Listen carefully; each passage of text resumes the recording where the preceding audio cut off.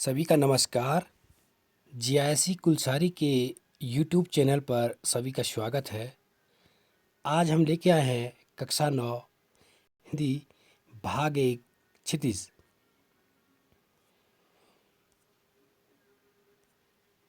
आज हम पढ़ने वाले हैं दो बैलों की कथा, लेखक मुंशी प्रेमचंद। प्रेमचंद के बारे में हम अच्छी प्रकार से जानते हैं। हम पूर्व कक्षाओं में उनके बारे में पढ़ चुके हैं। मुंशी प्रेमचंद कथा सम्राट के रूप में जाने जाते हैं। प्रेमचंद का जन्म सन 1880 में बनारस के लम्भी गांव में हुआ था। उनका मूल नाम धनपत राय था। वे उर्दू में नवाब राय नाम से लिखा करते थे। प्रेमचंद का बचपन अभाव में बीता और शिक्षा बीए तक ही हो पाई। उन्होंने शिक्षा विभाग में नौकरी की, परंतु असहयोग आंदोलन में सक्रिय भाग लेने के लिए सरकारी नौकरी को से त्यागपत्र दे दिया और लेखन कार्य के प्रति पूरी तरह समर्पित हो गए। सन 1936 में उनका देहांत हो गया। मानसरोवर उनकी कहानियों का संग्रह है जो 8 भागों में बांटा गया है, या जिसमें 8 भागों में संकलित है उनकी कहानियाँ।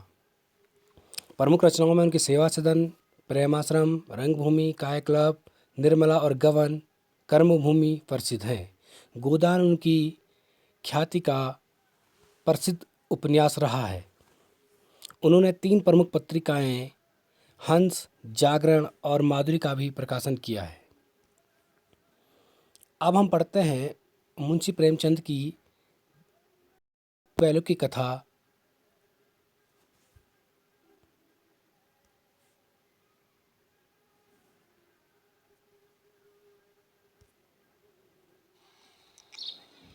कहानी के बारे में।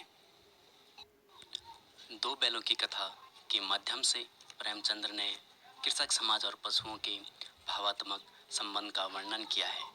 इस कहानी में उन्होंने यह भी बताया है कि स्वतंत्रता सहज में नहीं मिलती, उसके लिए बार बार संघर्ष करना पड़ता है।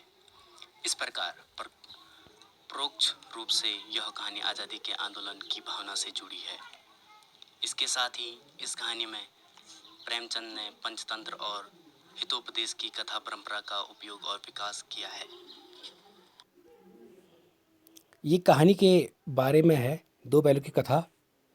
दो बैलों की कथा आइए पढ़ते हैं।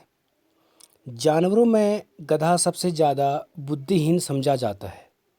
हम जब किसी आदमी को पहले दर्जे का बेवकूफ़ कहना चाहते हैं तो उसे गधा कहते हैं। गधा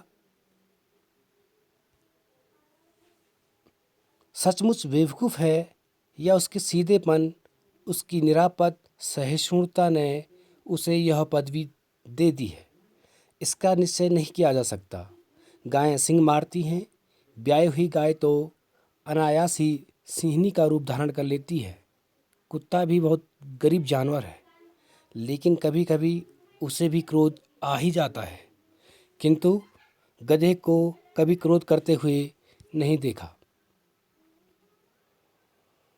जितना चाहो गरीब को मारो, चाहे जैसी खराब सड़ी हुई घास सामने डाल दो, उसके चेहरे पर कभी असंतोष की छाया भी न दिखाई देगी।